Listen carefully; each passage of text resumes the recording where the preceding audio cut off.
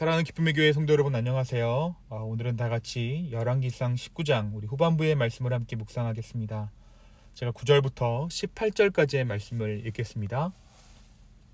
엘리야가 그곳 굴에 들어가 거기서 머물더니 여호와의 말씀이 그에게 임하여 이르시되 엘리야야 너가 어찌하여 여기 있느냐.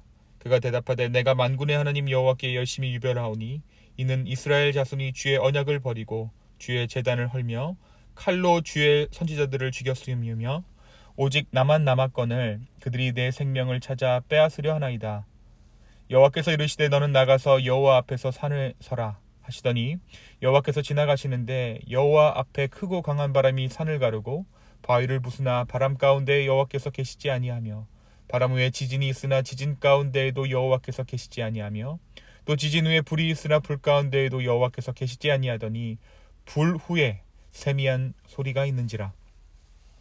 엘리야가 듣고 겉옷으로 얼굴을 가리고 나가 굴 어귀에 서매 소리가 그에게 임하여 이르시되 엘리야야 너가 어찌하여 여기 있느냐. 그가 대답하되 내가 만군의 하나님 여호와께 열심히 유별하오니 이는 이스라엘 자손이 주의 언약을 버리고 주의 제단을 헐며 칼로 주의 선지자들을 죽였음이오며 오직 나만 남았거늘 그들이 내 생명을 찾아 빼앗으려 하나이다.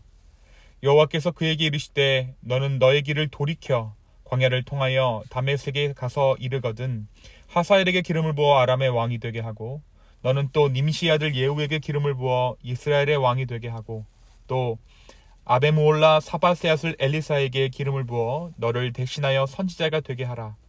하사엘의 칼을 피하는 자를 에후가 죽일 것이요 예후의 칼을 피하는 자를 엘리사가 죽이리라.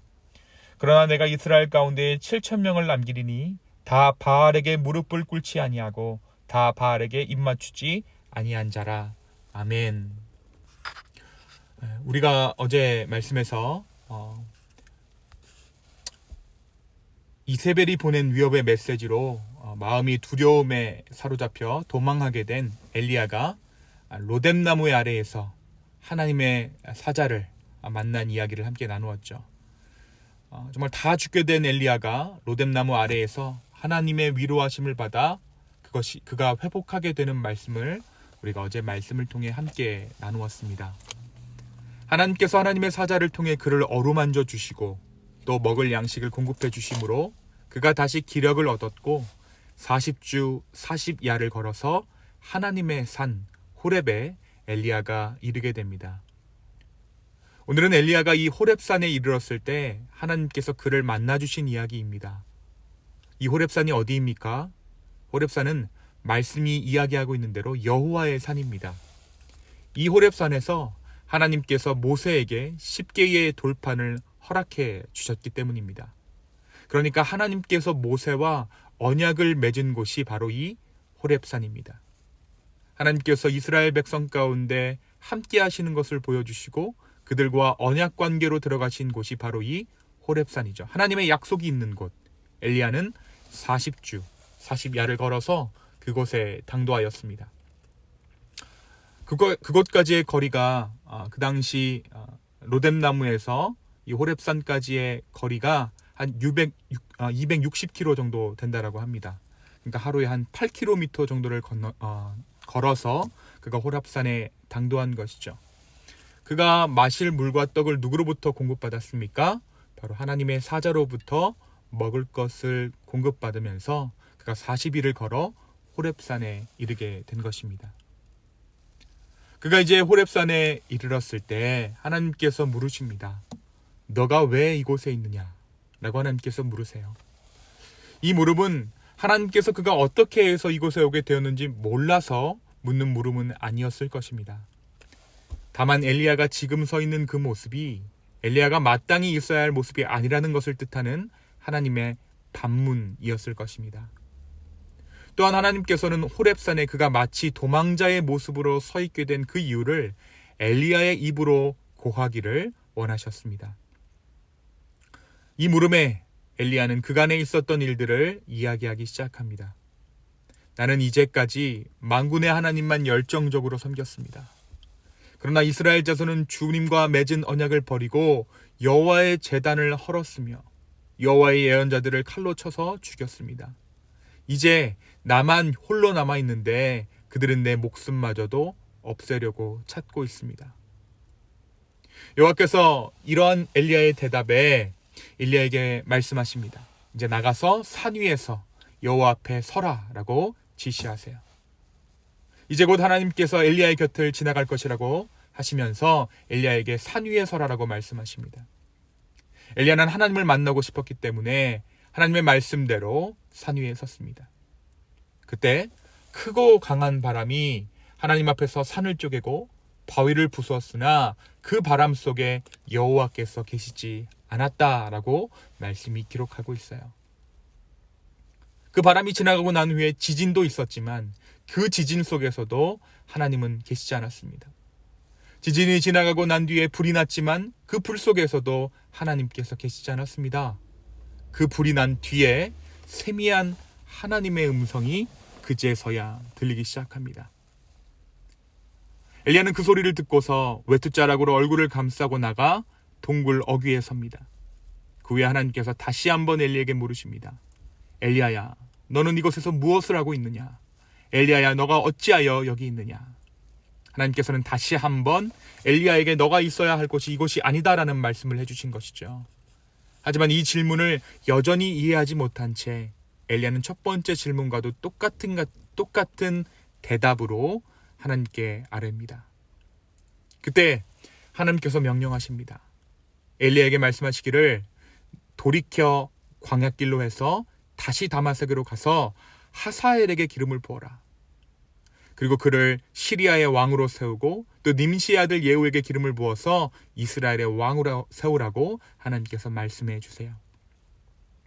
그리고 아베모올라 출신인 사밧의 아들 엘리사에게 기름을 부어서 엘리야의 뒤를 이을 예언자로 선지자로 세우라고 명령하십니다. 하나님께서 엘리야에게 이 세 가지 중요한 사명을 주시면서 하사엘의 칼을 피해서 도망하는 사람은 예후가 죽일 것이고 예후의 칼을 피해서 도망하는 사람은 엘리사가 죽일 것이라고 말씀해 주십니다.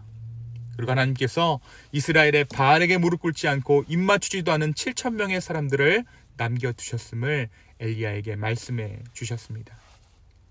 이것이 저와 여러분이 읽으신 열왕기상 19장 후반부의 내용입니다. 사랑하는 여러분, 오늘 이 말씀은 우리에게 무엇을 말해주고 있을까요?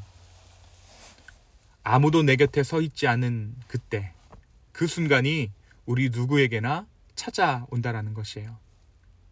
나는 선한 싸움을 싸우고 있는데 그 싸움이 아무도 내 마음을 알아주지 못한 채 나 홀로 싸우는 싸움 같다라는 그런 생각을 우리가 하게 된다는 것입니다. 아무도 내 마음을 알아주는 것 같지 않고 나 홀로 외로운 싸움을 싸우고 있는 듯한 상황, 그때에 우리는 어디로 가게 됩니까? 하나님 앞에 서게 됩니다. 마치 엘리야가 40일 광야길을 하나님의 인도하심을 따라 하나님의 약속의 산 호렙에 당도했듯이 우리 역시 하나님의 인도하심으로 그 기도의 자리 가운데 나아가도록 그 성령께서 우리를 인도하신다라는 것이에요. 우리 역시 하나님의 인도하심으로 기도의 자리 가운데 나아가 예수님을 찾고 부르게 되는 것입니다. 그때의 기도에는 수많은 감정들이 올라올 것입니다. 서름이 북받치기도 하고 분노가 차오르기도 할 것입니다. 그렇게 한참의 폭풍우가 내 마음에 한바탕 휩쓸고 지나갔을 때 그 안에는 하나님이 계시지 않죠. 그리고 나서 그 감정의 소용돌이가 끝난 후에 들리는 하나님의 미세한 음성이 있습니다. 그 미세한 음성, 그 세미한 음성을 어떻게 구별한다라고 말씀이 전하고 있습니까? 내 상황과 상태가 여전하기에 내 감정 또한 그대로여야 하지만 전혀 새로운 마음이 내 마음에 몰려오는 것입니다. 차분하고 따뜻한 마음, 평안, 이전의 요동과는 본질적으로 다른 그 근원이 다른 마음, 그것이 바로 하나님께서 우리에게 주시는 마음이요 하나님의 세미한 음성입니다.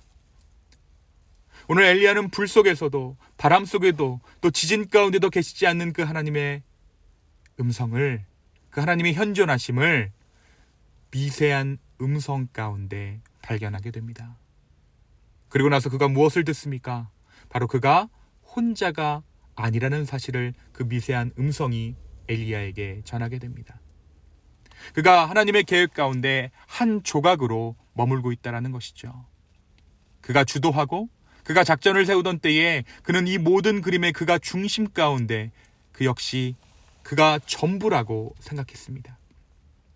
하지만 하나님의 임재 가운데 엘리야 역시 하나님의 크신 계획의 일부라는 사실을 엘리야 본인이 깨닫게 된 것입니다. 모든 일을 주님께서 주관하신다는 사실을 인정하게 되었습니다.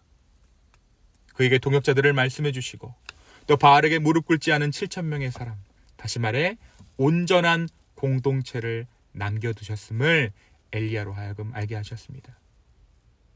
이 모든 계획을 말씀하시는 첫머리에 하나님께서 엘리야에게 무엇이라고 말씀하시니까 너는 돌이켜가라 라고 말씀하세요.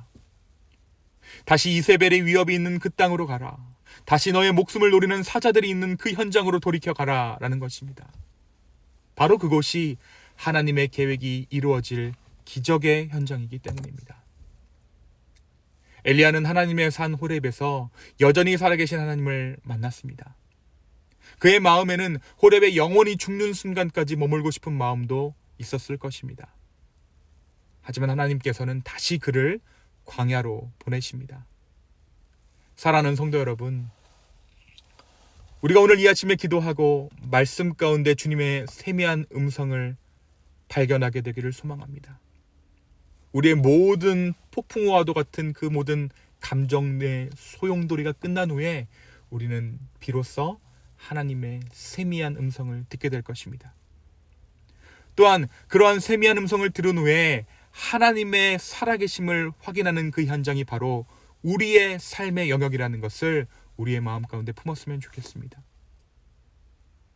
우리가 주일 말씀을 통해 무엇이 신령한가에 대해서 함께 말씀을 나누었죠. 기도만 하는 자들이 신령한 자들이 아니라 하나님의 손이 되어 살아가는 자들이 바로 신령한 자들입니다. 오늘 하루 주님의 신령한 자들로 주님께서 허락하시는 그 승리의 현장에 머물게 되는 저와 여러분 되기를 예수 그리스도의 이름으로 축원합니다. 이 시간 함께 기도하겠습니다. 주님, 오늘도 우리에게 이 귀한 말씀을 허락하여 주셔서 감사합니다. 주님, 우리에게 새로운 사명을 발견하게 하여 주시고 지쳐 쓰러져 있는 우리에게 마치 홀로 남겨져 있는 것과 같은 그러한 마음이 우리를 사로잡을 때에 성령 하나님, 하나님의 계획을 우리 가운데 보여주시옵소서. 우리가 결코 혼자가 아님을, 이 모든 계획을 하나님께서 세우셨음을, 주님께서 인도하고 계심을 우리로 하여금 발견하게 하여 주시옵소서. 감사합니다. 이 모든 말씀 살아계신 예수 그리스도의 이름으로 기도하였습니다. 아멘.